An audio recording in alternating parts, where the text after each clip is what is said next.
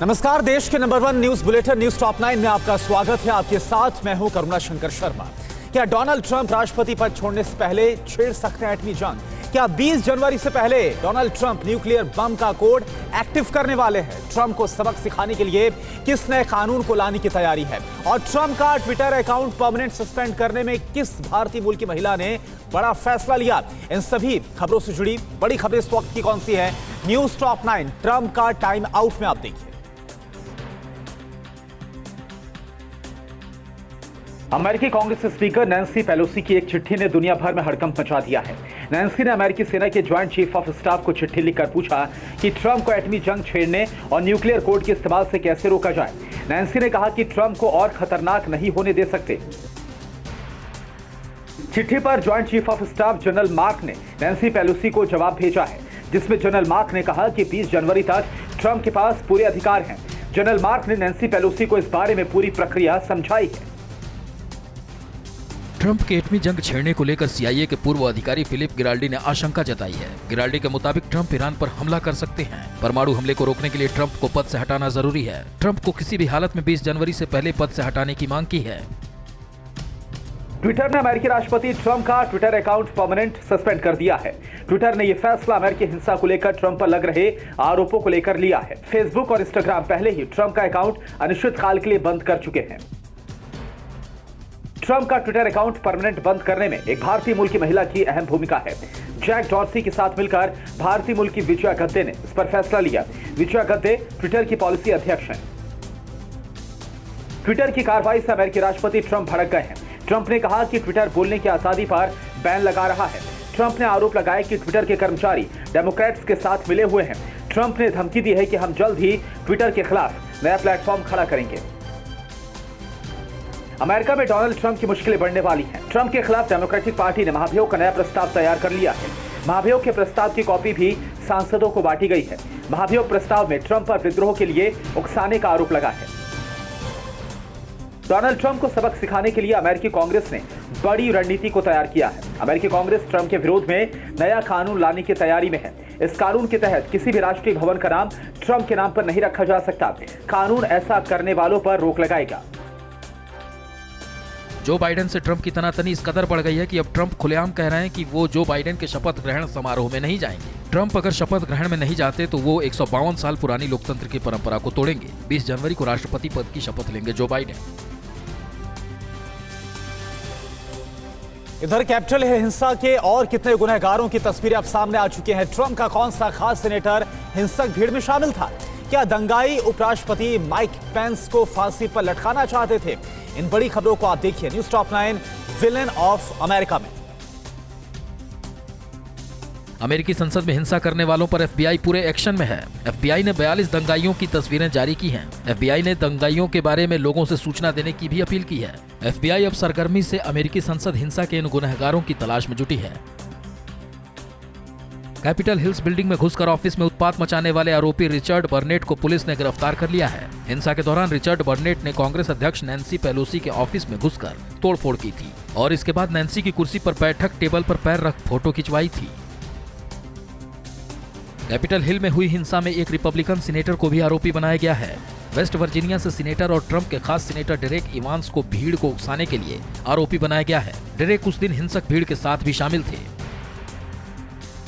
Capitol Hill हिंसा को लेकर न्यूज एजेंसी रॉयट के फोटोग्राफर जिम बर्ग ने बहुत बड़ा दावा किया है। दावे के मुताबिक उपद्रवियों ने उपराष्ट्रपति माइक पेंस की हत्या का प्लान बनाया था। फोटोग्राफर ने कहा है कि उसने उपद्रवियों को बोलते सुना था कि वो उपराष्ट्रपति पेंस को फांसी पर लटकाएंगे। कैपिटल हिल में हुई हिंसा के दौरान महिला को गोली मारने वाले पुलिस अधिकारी को छुट्टी पर भेज दिया गया है। एजेंसियां इस घटना की जांच कर रही हैं। हंगामे के दौरान पुलिस की गोली से मारी गई 35 साल की महिला अमेरिकी एयरफोर्स की पूर्व कर्मचारी थी। पुलिस ने कहा है कि ये महिला भी हिंसा में शामिल भीड़ का हिस्सा थी। कैपिटल हिल हिंसा में पुलिस अधिकारी की मौत पर जो बाइडेन ने सख्त रुख अपनाया है। बाइडेन ने कहा है कि पुलिस अधिकारी की हत्या करने वालों को जरूर सजा दी जाएगी। बाइडेन ने फिर कहा कि हिंसा करने वाले घरेलू आतंकी थे और हिंसा में शामिल हर आरोपी को सजा दी जाएगी। 6 जनवरी को कैपिटल हिल में हुई हिंसा की जांच कर रही एजेंसियों ने कहा है कि इस मामले में राष्ट्रपति ट्रंप को आरोपी बनाने को लेकर अभी कुछ नहीं कहा जा सकता है। एजेंसियों का कहना है कि जांच में मिलने वाले सबूतों के आधार पर ट्रंप को आरोपी बनाए जाने पर फैसला किया जाएगा। अमेरिकी संसद में हिंसा को लेकर अब ट्रंप के रिश्तेदार भी उनके विरोध में उतर आए हैं। ट्रंप की भतीजी मैरी ट्रंप ने बड़ा बयान देते हुए कहा है कि अंकल ट्रंप को तुरंत सत्ता से हटाने की जरूरत है। मैरी ने कहा है कि ट्रंप अभी 12 दिनों तक राष्ट्रपति रहेंगे और सब अच्छा रहेगा, ये कहना गलत होगा। ट्रंप के एक एक करीबी साथ छोड़ते जा रहे हैं। अब ट्रंप की अहम सहयोगी होप हिक्स अपना इस्तीफा दे सकती हैं। ट्रंप की सहयोगी होप हिक्स आज इस्तीफे को लेकर फैसला ले सकती हैं। कैपिटल हिल हिंसा के बाद ट्रंप की एक और करीबी उनका साथ छोड़ेंगी। चीन में कोरोना के बहाने चर्च निशाने पर आखिरकार क्यों आ गया? पाकिस्तान में इमरान खान के खिलाफ सड़कों पर आवाम क्यों उतर आई है? क्या ब्लैक लिस्ट के डर से पाकिस्तान आतंकवाद पर दिखावे की फिक्र को जता रहा है? दुश्मन मुल्कों की हिमाकतों से जुड़ी बड़ी खबरें कौन सी हैं? न्यूज टॉप 9 दुश्मन चीन पाकिस्तान में। कोरोना को बहाना बनाकर चीन अल्पसंख्यकों पर अत्याचार कर रहा है। चीन ने कोरोना संक्रमण का हवाला देकर हुबेई में चर्च को बंद करा दिया। अधिकारियों ने हुबेई में 115 से ज्यादा धार्मिक स्थलों को बंद कर दिया है। चीन के अधिकारियों का कहना है कि लोगों के जुटने से कोरोना संक्रमण फैल रहा है। पंजाब के अमृतसर में भारत पाक सीमा से सटे इलाके से 6 पाकिस्तानी युवकों को हिरासत में लेने की खबर है कि पकड़े गए युवकों की उम्र 20 से 21 साल है। बीएसएफ इन युवकों से पूछताछ कर रही है। पता लगाया जा रहा है कि युवक अनजाने में बॉर्डर पार कर गए थे या फिर किसी गलत मंशा से आए। पाकिस्तान में शिया हजारा समुदाय के हजारों लोगों ने इस्लामाबाद में हंगामा किया। संसद का घेराव करने निकले इन प्रदर्शनकारियों को सुरक्षा अधिकारियों ने रोका। रोके जाने से नाराज प्रदर्शनकारियों की सुरक्षा बलों से झड़प हो गई। बलूचिस्तान में शिया हजारा समुदाय के 11 मजदूरों की हत्या से लोगों में नाराजगी है। पाकिस्तान के गिलगित में पीएम इमरान खान और पाकिस्तान की आर्मी के खिलाफ हजारों लोगों ने सड़क पर उतरकर नाराजगी जताई। स्थानीय लोग पीएम इमरान खान के क्वेटा नहीं आने से नाराज हैं। बलूचिस्तान में शिया हजारा समुदाय के 11 लोगों की हत्या के बाद प्रदर्शन हो रहा है। लोग पीएम इमरान से क्वेटा आने की अपील कर रहे हैं। पाकिस्तान के पीएम इमरान खान के बयान से शिया हजारा समुदाय में नाराजगी है। इमरान ने कहा था कि शिया हजारा समुदाय के लोग पीएम को ब्लैकमेल कर रहे हैं। बलूचिस्तान में मारे गए 11 मजदूरों का शव लेकर शिया हजारा समुदाय के लोग क्वेटा में प्रदर्शन कर रहे हैं। प्रदर्शनकारी पीएम से क्वेटा आने की मांग कर रहे थे।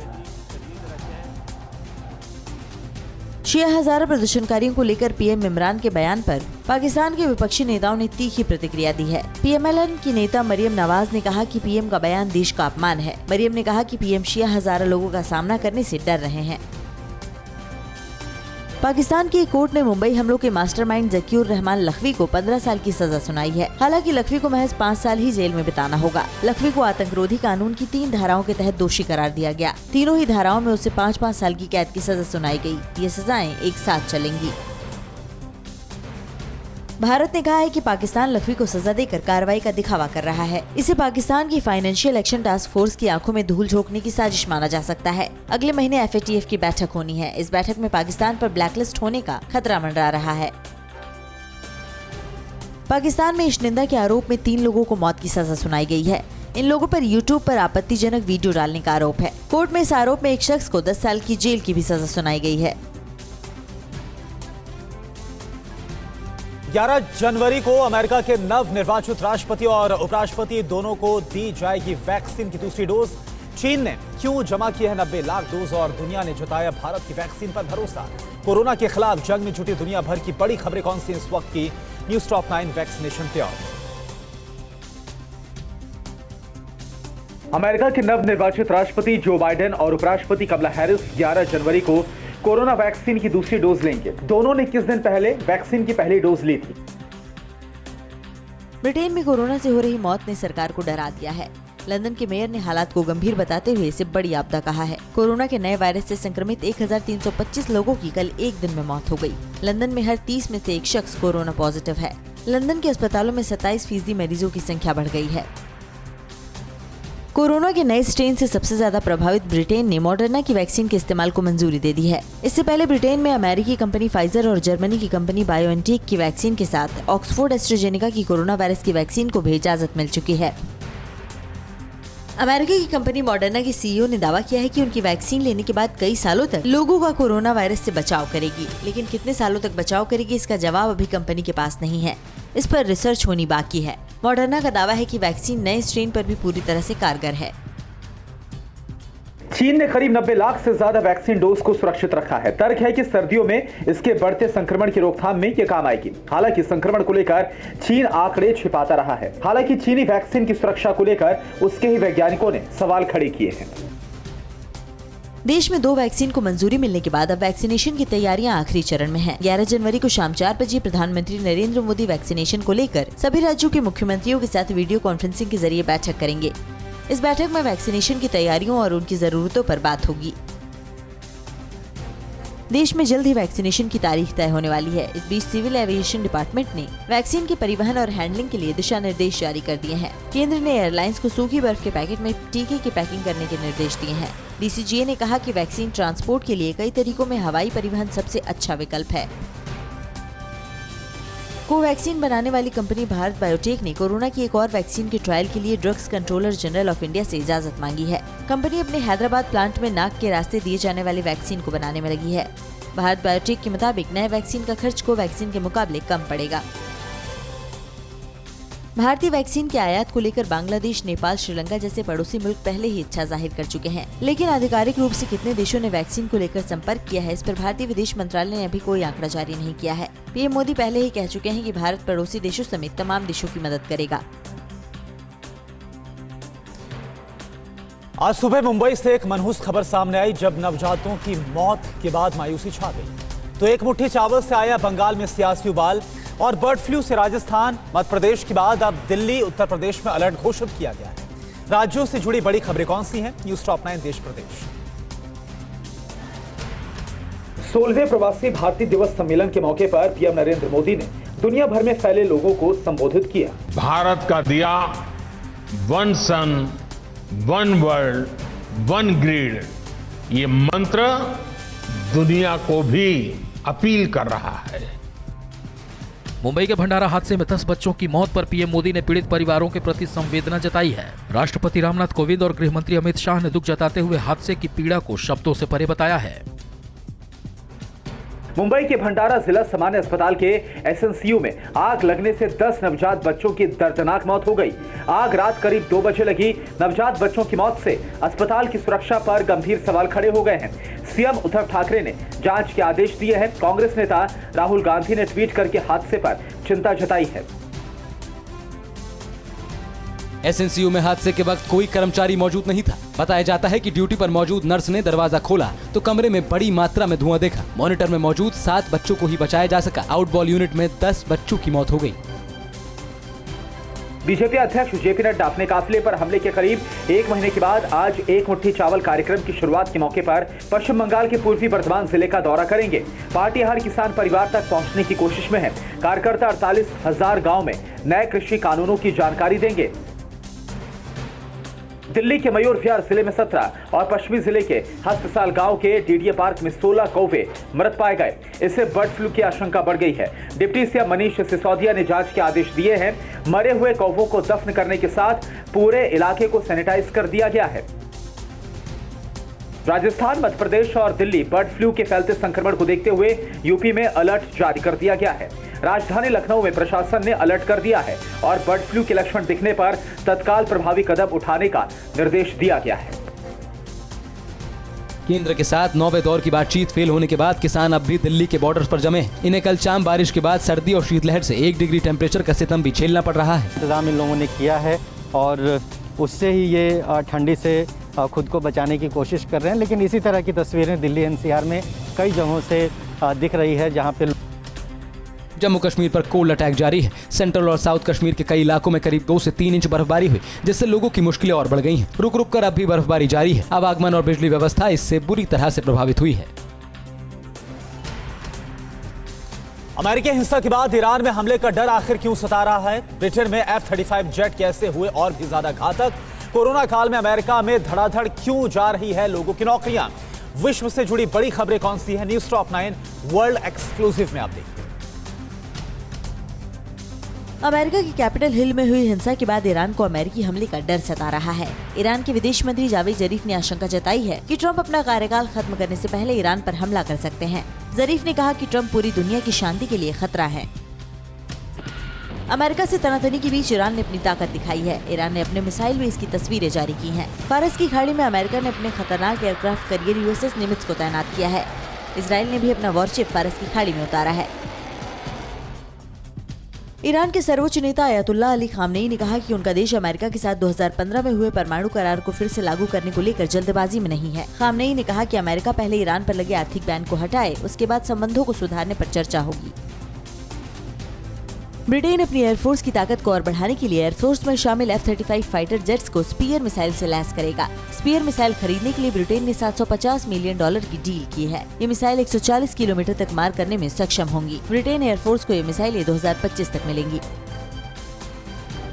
ईरान के रक्षा मंत्रालय ने दावा किया है कि परमाणु वैज्ञानिक मोहसिन फखरीजादेह की हत्या में शामिल इजराइल के लोगों की पहचान की गई है। ईरान ने दावा किया है कि फखरीजादेह की हत्या में इजराइल के खुफिया एजेंट शामिल हैं। ईरान का कहना है कि हत्या के आरोपियों को जल्द ही गिरफ्तार किया जाएगा।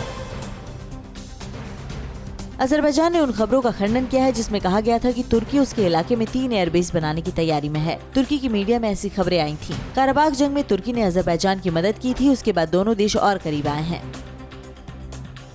ईरान के सर्वोच्च नेता अयतुल्लाह अली खामनेई ने अमेरिका से कोरोना वैक्सीन के आयात पर रोक लगा दी है। खामनेई ने कहा कि अमेरिकी वैक्सीन पूरी तरह से भरोसे के लायक नहीं है। ईरान अपनी वैक्सीन का भी ट्रायल कर रहा है।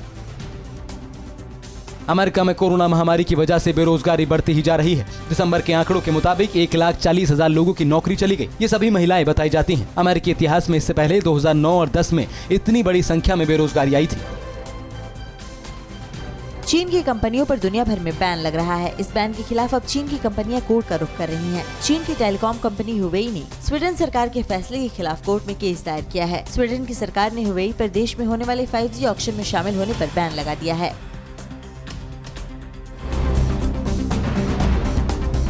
अड़ी सोमवार से शुक्रवार शाम 6 बजे सिर्फ TV9 भारतवर्ष पर।